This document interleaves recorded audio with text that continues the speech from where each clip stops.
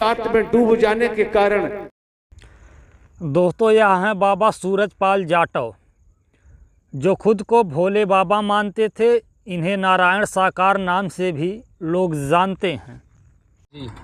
और नारायण साकार हरि जी के नाम से उनको परमात्मा कहा जाता है।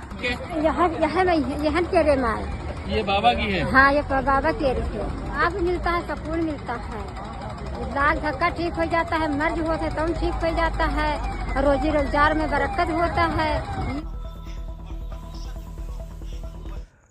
और ये हैं बाबा के भक्त। दिनांक 2 जुलाई 2024 दिन मंगलवार को उत्तर प्रदेश के हाथरस के सिकंदरा राव थाना के अंतर्गत फुलरई गांव में बाबा का सत्संग प्रवचन का प्रोग्राम था, जिसमें हजारों की संख्या में भक्त उपस्थित थे।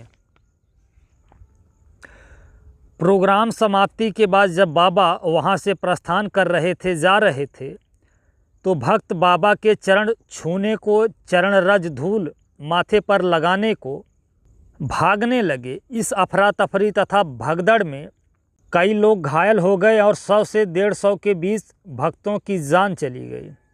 इनमें से ज़्यादातर महिलाएं थीं। इस मौत का जिम्मेदार कौन है?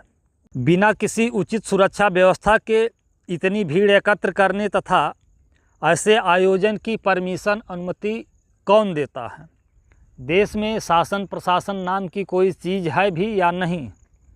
कहने को तो हम आज 21वीं सदी में विज्ञान के युग में जी रहे हैं। भाई, धर्म के ठेकेदार, धर्म को धंधा बनाने वाले बाबा तो रामकृष्ण को भी पीछे छोड़ दिए हैं। रामकृष्ण की चरण की धूल लेने के लिए भी तत्काल समय में भक्तों में दीवानगी, श्रद्धा नहीं देखने को मिलती थी। और आज के समय में देखिए कि पाखंडी बाबाओं के अंधभक्त चरण धूल को माथे पे लगाने के लिए अपनी जान तक दे रहे हैं। अब प्रश्न बनता है कि ऐसे ढोंगी पाखंडी बाबाओं के झांसे में, बहकावे में लोग कैसे आ जाते हैं? पहला कारण, इन बाबाओं का एक विस्तृत एजेंट एवं दलालों का नेटवर्क होता है, जो इन बाबाओं के चमत्कार, शक्ति आदि का प्रचार प्रसार समाज में करते हैं और लोग इनकी बातों, बहकावों में आ जाते हैं। दूसरा कारण, इन पाखंडी बाबाओं के भक्त जो हैं ज़्यादातर कम पढ़े लिखे अशिक्षित लोग होते हैं, जिनमें औरतों, महिलाओं की संख्या ज़्यादा होती है। भाई, आज समाज में सबको सुख, समृद्धि, संपन्नता चाहिए, खुशहाली चाहिए। और कोई बीमारी हो तो बिना डॉक्टर के पास गए, बिना पैसा खर्च किए बीमारी से छुटकारा ईजाद चाहिए। आजकल भारतीय समाज में ज़्यादातर लोग मेहनत करके नहीं, मेहनत संघर्ष करके नहीं, बस किस्मत और तकदीर पर भरोसा करके अमीर, खुशहाल बनना चाहते हैं। और यह सब कार्य तो समाज में ऐसे संभव नहीं है। लेकिन समाज में जो पाखंडी बाबा, धर्म के ठेकेदार अपनी दुकानें खोले बैठे हैं, उन सभी के पास इन सब समस्याओं का समाधान होता है। तभी तो देखिए कि ऐसे बाबाओं को मानने वाले समाज में लाखों लोग हैं। भाई, अगर इन बाबाओं के पास ऐसी शक्ति, चमत्कार कुछ भी होता तो मान लीजिए दूसरे लोगों का नहीं तो कम से कम इनके भक्तों का तो समाज में भला हो गया होता अब तक। दोस्तों, धर्म के ठेकेदार इन पाखंडी बाबाओं के पास ना तो कोई धार्मिक ज्ञान होता है और ना ही कोई दिव्य शक्ति, चमत्कार।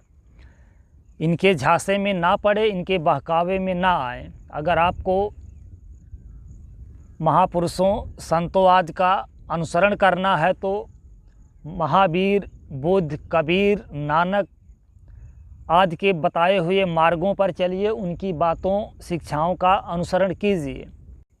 आप देखिएगा किसी भी प्रवचन, सत्संग पंडाल में ज़्यादातर भीड़ औरतों, महिलाओं की लगती है।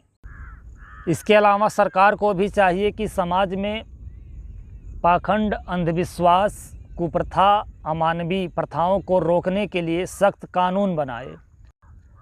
हाथरस के हादसे के लिए बाबा सूरजपाल को जिम्मेदार मानते हुए उन्हें गिरफ्तार करें और उनके खिलाफ सख्त कार्रवाई होनी चाहिए। दूसरी बात, अगर जनता समाज खुद जागरूक हो जाए, ऐसे पाखंडी ढोंगी बाबाओं के झांसे में ना पड़े, इनके सत्संग कथा प्रवचन आदि में ना जाएं, इनके डेरे पर जा कर के अपना माथा ना टेकें, तो ऐसे बाबाओं की दुकान अपने आप स्वतः ही बंद हो जाएगी।